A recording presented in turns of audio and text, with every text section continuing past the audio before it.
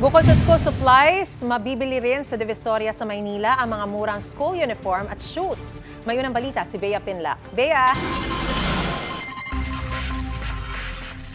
Maris, good morning. Kung ngayon pa lang po kayo mamimili ng school supplies dito sa Divisoria sa Maynila, ayon silang tinderang nakausap natin, wala na raw pagbabago sa presyo sa ngayon.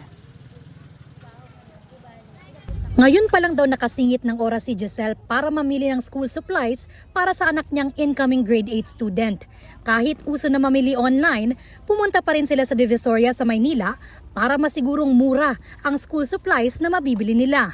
Mas maganda po kasi pag makita po talaga namin yung item. Kasi po pag sa online, minsan po mali-mali yung darating. Kaya online, na lang po.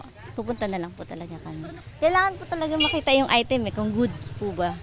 Mas mura ang ilang school supplies ngayong taon kumpara noong 2024 ayon sa Department of Trade and Industry. Piso hanggang 10 piso raw ang natapya sa presyo ng mga ito.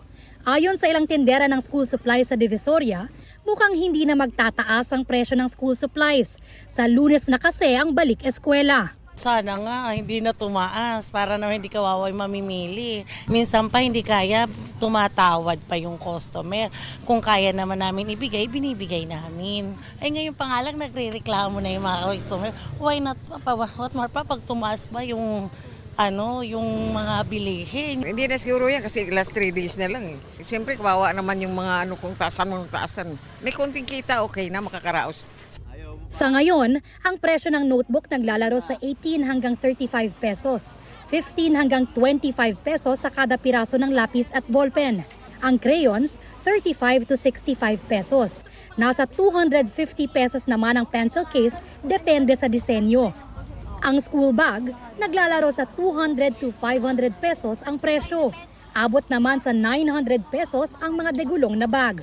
Siyempre, hindi mawawala sa back-to-school shopping ang school shoes na mabibili ng 150 pesos at uniform na 160 to 250 pesos depende sa disenyo.